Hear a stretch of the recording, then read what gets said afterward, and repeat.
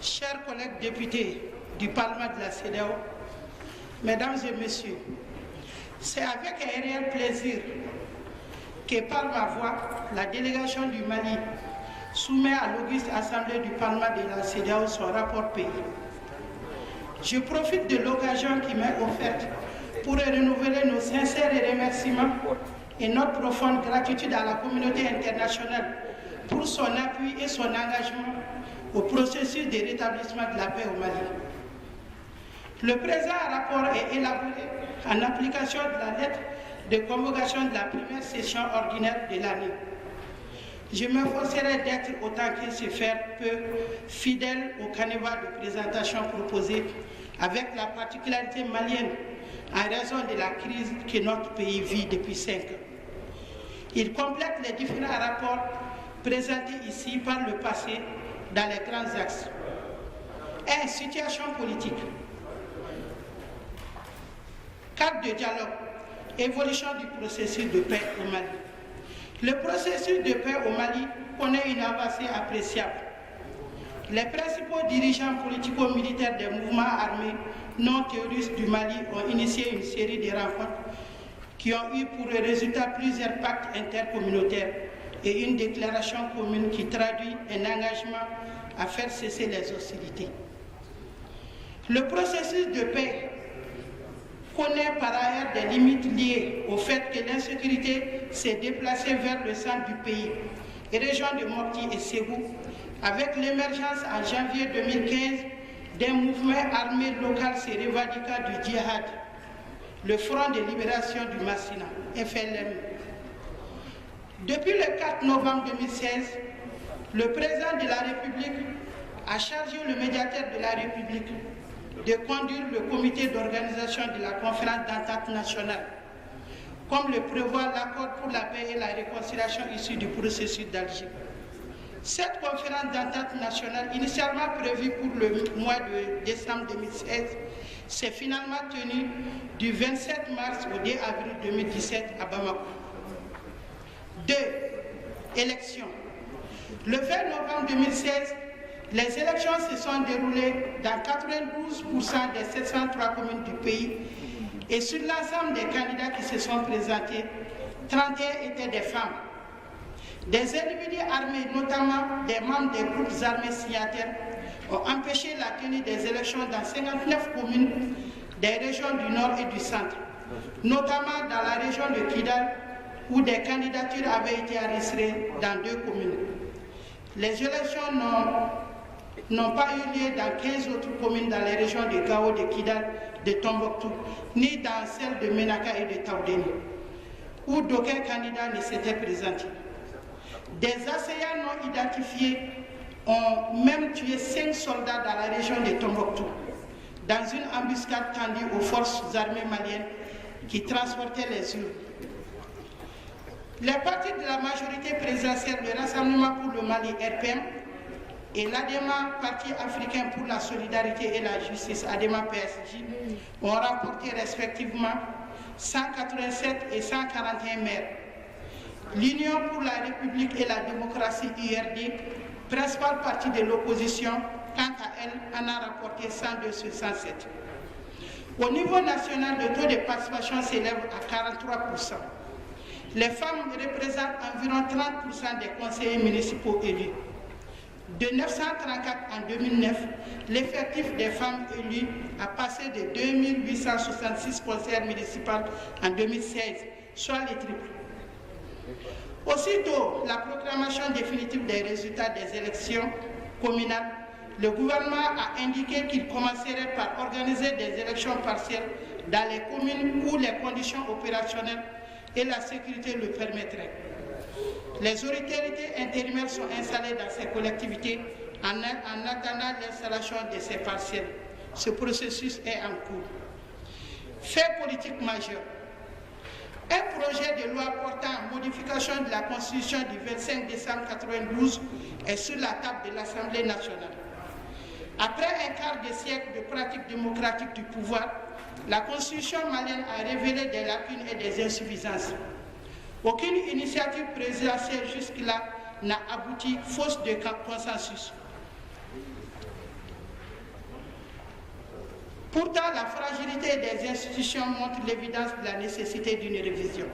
C'est fort de toutes les expériences de ses prédécesseurs et des enseignements tirés de la pratique que son Excellence Ibrahim Boubacar Keïta a mis en place un comité d'experts pour élaborer l'avant-projet qui prend en compte les clauses de l'accord pour la paix et la réconciliation issues du processus d'Alger, valorise les acquis des précédentes tentatives de révision et corrige les insuffisances de la Constitution en cours. Il affirme la détermination du peuple souverain du Mali à maintenir et à consolider l'unité nationale, son attachement aux valeurs universelles qui constituent les droits indéniables et inviolables de la personne humaine, à la réalisation de l'unité africaine et son adhésion aux principes protecteurs du patrimoine commun de l'humanité. Le projet de loi de révision constitutionnelle n'entraîne pas un changement de république, ne remet pas en cause la durée et le nombre du mandat du président de la République. Il fera l'objet d'une très large consultation avant son adoption par l'Assemblée nationale et sa soumission au référendum prévu pour 20 juillet 2017. Situation sécuritaire, grande. Le rétablissement de l'autorité de l'État dans le nord et le centre du pays reste problématique. Malgré les efforts du gouvernement et des partenaires, le nombre de fonctionnaires déployés dans les régions du nord augmente très timidement. Le gouverneur de Taoudeni est toujours basé à Tombouctou, à raison des déficiences des infrastructures de la région et de l'insécurité. Et le gouverneur de Kidal n'a pas pu s'installer dans sa région pour les mêmes raisons. Dans la région centrale de Mopti, le gouverneur a conseillé aux fonctionnaires en poste dans certaines zones de s'acquitter de leurs tâches depuis la capitale régionale. Les conditions de sécurité s'étant nettement détériorées. En matière de sécurité, la situation demeure encore instable dans les régions du nord et du centre. Compte tenu de la présence limitée des forces de défense et de sécurité maliennes et de l'autorité de l'État, l'aménagement face aux attaques perpétrées contre les civils et le personnel des Nations Unies s'efforce de sauver les meubles faute de moyens militaires suffisants dissuasifs. Pour renforcer la capacité opérationnelle des femmes, le Mali, en plus de la loi d'orientation et de programmation militaire, a initié un projet de loi de programmation relative à la sécurité intérieure pour les années 2017 à 2021.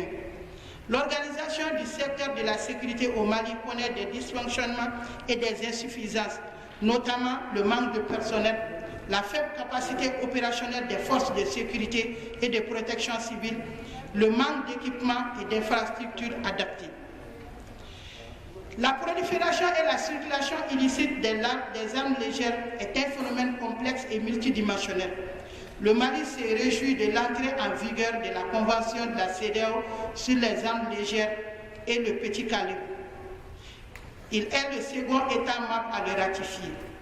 La Commission nationale de lutte contre la prolifération des armes légères n'est pas suffisamment connue de tous les acteurs, malgré toutes les actions qu'elle mène, dont le programme de récupération des armes dans les régions de Tombouctou, Gao, Kidal et Kaï et bien d'autres actions de sensibilisation. Grand 3. Situation des droits de l'homme. Un droit de l'homme et la situation pour la population civile. Selon les sources de l'aménagement, il a été recensé une centaine de cas de violation des droits de l'homme et d'atteinte à ces droits, qui ont fait plus de 230 victimes, dont une dizaine de mineurs. On dénombre aussi des cas d'exécution, des disparitions forcées, des cas de mauvais traitement ou de torture, des violences sexuelles, de recrutement d'enfants soldats, de déplacements forcés, d'enlèvement, de détentions illégales ou d'arrestations arbitraires qui ont concerné une soixantaine de personnes. Une dizaine d'attaques directes contre les membres du personnel humanitaire et du personnel de maintien de paix ont également été recensés. La plupart de ces cas sont signalés dans les régions de Kidal et de Tombouctou. Pour l'essentiel, les violations des droits de l'homme seraient toujours commises par des membres de la plateforme et de la coordination des mouvements de l'Azawad. Les arrestations illégales liées au conflit, notamment pour des activités terroristes présumées, continuent d'être signalées dans tout le pays. Des personnes sont parfois détenues illégalement par les forces armées et la gendarmerie nationale, sans mandat d'arrêt ou au-delà de la durée légale. D'après les informations disponibles, les circonstances de la détention de certaines personnes par les forces françaises restent à préciser. Un mécanisme d'échange d'informations a été mis en place pour les arrestations effectuées par les forces internationales, notamment françaises. En fin décembre 2016, quelques 250 personnes détenues pour des raisons liées au conflit, dont 190 pour des accusations liées au terrorisme, se trouvaient encore dans les établissements pénitentiaires contrôlés par l'État malien. On comptait parmi eux 5 mineurs. Des individus sont encore détenus illicitement par des groupes armés signataires, SEMA et plateformes. Il est établi que plus de 75% des actes de banditisme armé se produisent dans les régions de Gao et de Tombouctou, ce qui constitue la plus grande menace pour les civils. Certains conflits intercommunautaires persistent également, en particulier dans le centre du pays. Les civils y sont généralement et directement visés avec des cas de représailles contre les informateurs potentiels des forces armées nationales et alliées. Une sécurité qui continue à retarder le déploiement des représentants de l'État dans le nord du pays et à entraver les activités humanitaires, ce qui limite l'accès de la population à différents services, éducation, justice, services administratifs, aide humanitaire. Face à ces menaces, les femmes en collaboration avec la MINUSMA s'organisent pour protéger les civils, détecter les éléments armés, améliorer la collecte des renseignements et sensibiliser la population locale. Depuis fin 2016, le Conseil des ministres a approuvé la politique nationale sur le droit de l'homme qui met l'accent sur la promotion et la protection des droits de l'homme, l'aide aux défenses des droits de l'homme et la coopération internationale dans ces domaines.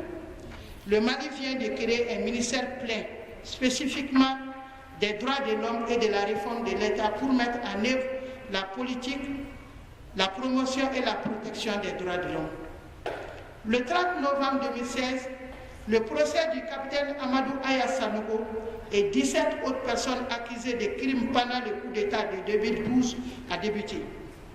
Il a été néanmoins suspendu et reporté à plusieurs reprises en raison de l'absence de garantie d'une procédure régulière, d'un boycottage par les avocats et de l'absence de témoins de la défense. 2. Situation humanitaire. L'insécurité persistante, l'insécurité alimentaire récurrente, la pauvreté chronique, la présence illimitée des autorités de l'État et l'insuffisance des services sociaux de base, outre les affrontements entre les groupes armés signataires, ont conduit à une détérioration de la situation humanitaire dans la région du centre, du nord et du centre. Dans le même temps, les inondations saisonnières du fleuve Niger ont touché 18 000 personnes, principalement dans la région de Mopti et de Tombouctou.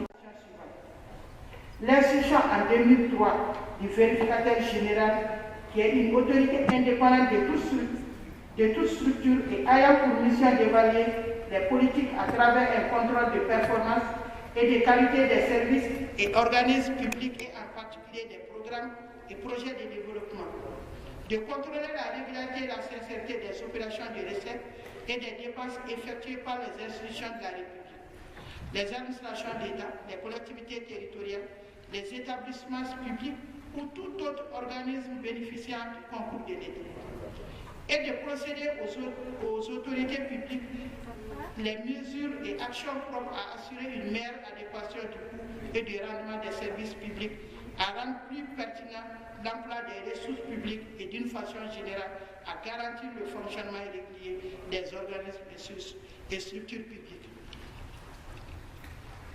La particularité du vérificateur général est qu'il peut directement saisir l'autorité judiciaire compétente toutes les fois qu'il constate l'existence des faits susceptibles de constituer une infraction à la loi pénale. Par ailleurs, il convient de souligner qu'au Mali, L'approche prévention et lutte contre la corruption se situe dans le cadre de la gouvernance et des frustrations dont les populations et l'État estiment avoir été l'objet. La volonté du Mali à lutter contre la corruption est concrétisée aussi par l'adhésion du pays aux instruments internationaux, régionaux et sous-régionaux sur la démocratie et la bonne gouvernance, la prévention et la lutte contre la corruption. Dans le même cadre, l'Union économique monétaire de l'Afrique de l'Ouest a adopté la loi numéro 07-2002 CMU- du 19 septembre 2002 relative à la lutte contre le blanchiment des capitaux, dont les États membres de l'UEMOA sur la base d'une directive. En application de ces dispositions communautaires, l'Assemblée nationale du Mali a adopté la loi qui les transpose dans l'arsenal juridique malien de lutte contre la corruption et le blanchiment d'argent. À propos de cette loi, il convient de rappeler qu'elle définit le cadre juridique afférent à la lutte contre le blanchiment des capitaux dans les États membres afin de prévenir l'utilisation des circuits économiques, financiers et bancaires de l'Union à des fins de recyclage des capitaux pour tous les acteurs bien d'origine illicite. À travers la cellule nationale de traitement des informations financières CENTIF, le Mali vient d'être admis au groupe Edmond qui compte 128 pays à travers le monde, dont seulement 10 pays africains. Le groupe Edmond était un regroupement de cellules de renseignement financier étoffé et organisé en manière de lutte contre le blanchiment des capitaux et le financement du tourisme. Grand 5. État de mise en œuvre des programmes et projets communautaires. Le document régional du programme communautaire de développement de la CEDEAO comporte 242 projets pour un coût total de 28,4 milliards de dollars, dont 21,4 milliards de CAP à rechercher. À la date du 6 juin 2016, le Mali, pour sa part, a inscrit les projets suivants.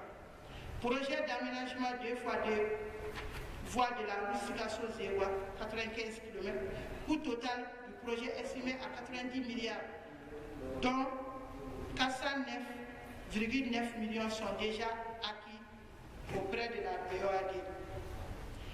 Projet de construction de la centrale hydroélectrique de Sotiba 2, composante construction du conduit du centre national à Bamako et développement de la capacité de la centrale hydroélectrique de Sotiba 1. Le coût total du projet est estimé à 40,489 milliards de francs CFA avec un financement acquis de 21,854 millions mobilisés auprès de l'EDM SA du Mali, du Fonds de développement énergie et de la BOAD. Projet de développement urbain intégré en aval du barrage de Malatali. Coût total estimé à 18 milliards 943 millions de francs CFA. Les financements acquis s'élèvent à 14 milliards 411 millions et proviennent du Fonds saoudien, de la BID, du Kuwait, de l'AOPEP, de GRM. Projet programme d'appui au développement durable de l'élevage du Sahel occidental. Extension. Coût total estimé à 15 milliards. Financement acquis s'élève à 2 milliards 250 millions de francs CFA. Projet d'aménagement et mise en valeur du deuxième et troisième tranche du projet d'irrigation d'Alatona. Coût total du projet estimé à 53 milliards, dont 793 milliards sont déjà mobilisés et acquis. Projet de développement du pôle industriel, coût total estimé à 30 milliards, aucun financement n'est acquis pour le moment. Initialement, plus de 200 projets devaient être soumis à la table ronde des bailleurs de fonds de la CEDEAO qui était prévu au premier trimestre 2017. Le nouveau président de la Commission a estimé qu'il a été contre-productif de présenter un nombre aussi élevé de projets. La nouvelle approche est centrée sur 7 secteurs prioritaires, à savoir le projet de construction du corridor, l'autoroute Dakar-Abidjan-Lagos, projet de boucle ferroviaire de l'Afrique de l'Ouest, Niamey, Kia, Niamey-Cotonou et interconnexion de la ligne Ouagadougou-Bamako. Scaling projet de compagnie maritime de la CEDEAO, projet d'interconnexion de 225 caviars et 330 caviars du réseau électrique de l'Ouest, Niger, Bénin, Burkina Faso, Mali, Guinée. Projet de construction de centrales électriques, solaires et éoliennes dans les États membres de la CEDEAO. Projet de programme d'appui à la mise en œuvre de l'offensive régionale pour la relance durable et soutenue de la riziculture en Afrique de l'Ouest. Projet de forage à usage alimentaire et agricole dans les États membres. Projet de création de 6 hôpitaux spécialisés de référence d'un centre pour le contrôle des maladies de la CEDEAO et la mise en œuvre d'une équipe nationale d'intervention rapide de la CEDEAO, casque blanc CEDEAO. Dans le cadre du processus de préparation de la table ronde des bailleurs de fonds de la CEDEAO, il est souhaité que le Mali soumette à la CEDEAO un certain nombre de programmes devant être pris en compte dans les secteurs prioritaires définis par la CEDEAO. Grâce à la situation économique et sociale, le taux de croissance se situe à 5,3% en 2016 et porté à 5,4% en 2017. S'agissant de l'inflation, elle devrait ne pas connaître de changement cette année, avec 1% contre 1,5% attendu en 2017. Ces perspectives, faut-il le souligner, sont tributaires de l'environnement mondial, marqué par la baisse des cours de certains produits et fragilise la situation sécuritaire du pays. L'État malien mobilisera 15% de son budget 2017 dans le cadre de la mise en œuvre de la loi d'orientation et de programmation militaire et dans les secteurs de sécurité.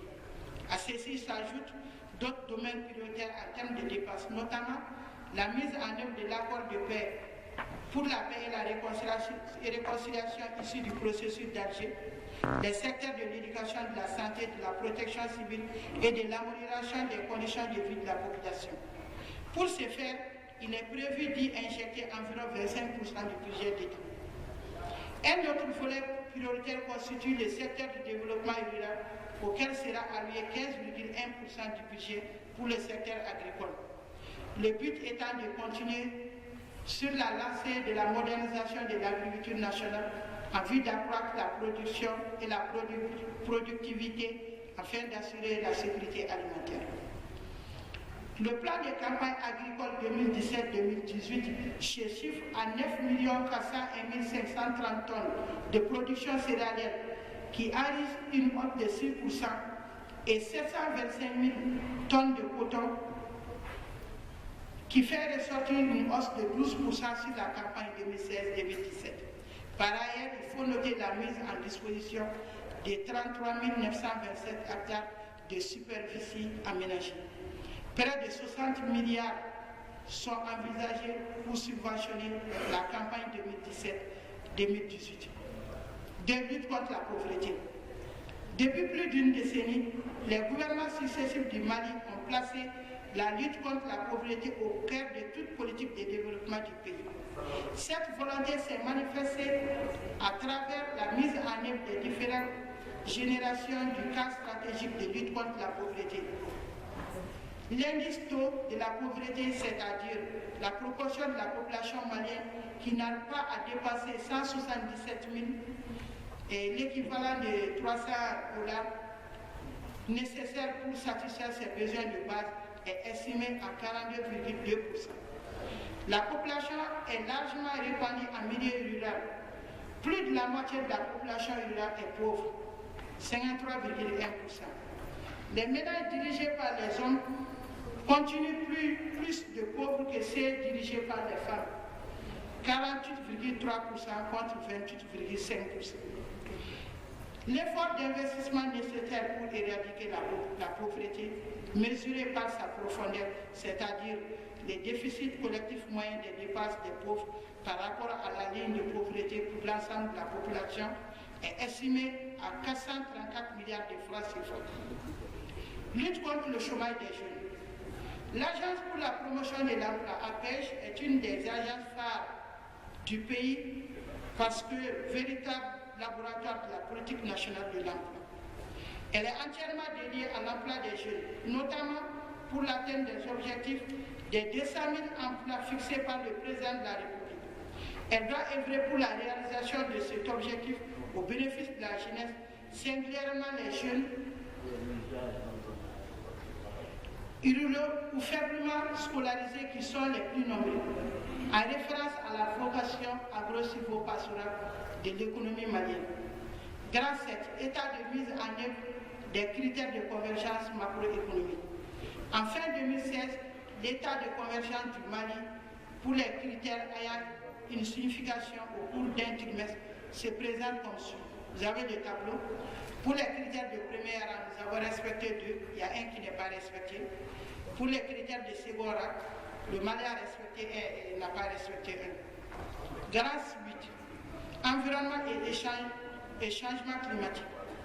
Le Mali a élaboré sa politique nationale sur le changement climatique, assortie d'une stratégie et d'un plan d'action. Au plan macroéconomique, le pays intègre la dimension environnementale en général et les changements climatiques en particulier dans les processus de planification, notamment dans la mise en œuvre du cadre stratégique pour la croissance et la réduction de la pauvreté, CCRP, qui constitue le cadre unique de référence de l'ensemble des politiques de développement du pays pour la période 2012-2017. Sur le plan institutionnel, le ministère en charge de l'environnement a confié à l'Agence pour l'environnement et le développement durable, créée en 2010, la mission de gérer les différents aspects du changement climatique. Le Mali a également mis en place un comité national des changements climatiques, CNCC, qui est l'instance de concertation, d'orientation et de mobilisation des forces vives du pays. Ce comité est consulté régulièrement pour accompagner les équipes de préparation de la contribution nationale, notamment à travers ces groupes thématiques. Quelques chiffres sur la situation actuelle du Mali face au changement climatique. Croissance démographique, 3%. Taux d'urbanisation, 26,8%. Population rurale, 73%. Taux de croissance par PIB, 7,2%. Taux national de pauvreté, 46,9%. Taux national d'accès à l'électricité, 34,89%. Consommation d'énergie par habitant, en 2010, 0,24 habitants. Consommation électrique annuelle, 59,39 kWh par habitant. Puissance totale installée en mégawatts en 2010, 402 MW. Estimation de la demande annuelle en électricité en 2010, 182,4 MW.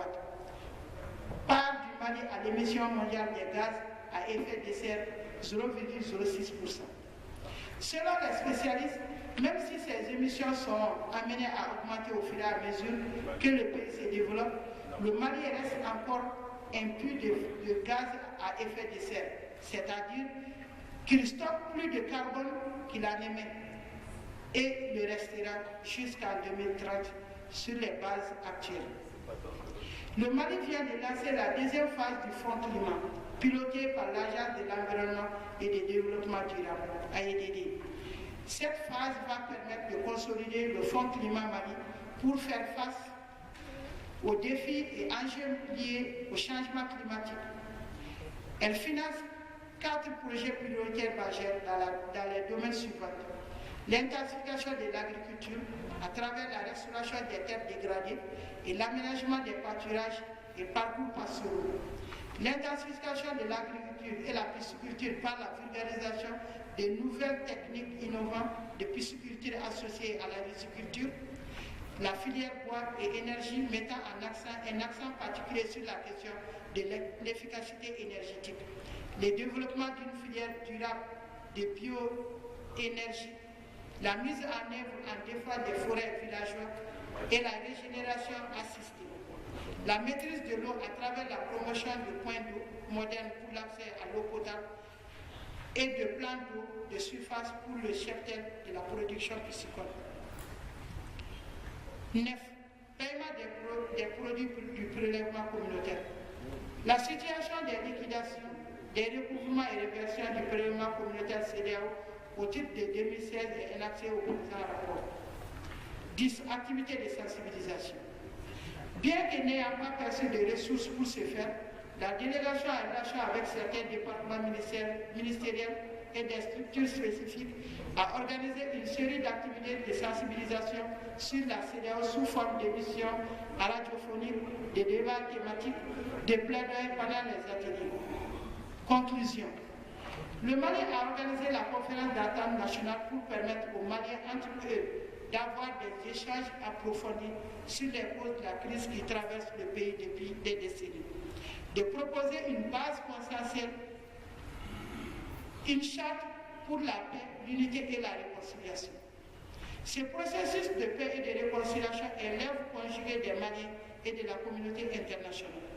En effet, vous le savez autant que moi, que la paix et la sécurité sont des conditions nécessaires pour garantir le progrès du développement durable. La stabilité de notre pays présente des avantages d'une portée considérable pour le pays voisin et au-delà. C'est pourquoi nous ne cesserons de remercier vivement tous les députés communautaires qui ont apporté leur appui, chacun selon ses possibilités, au règlement de la crise multidimensionnelle que connaît notre pays depuis mars 2012. Nous estimons avoir un devoir de reconnaissance envers toute la communauté internationale, particulièrement la CEDEAO, pour nous avoir assistés pendant toutes ces épreuves difficiles. Je vous remercie pour votre attention.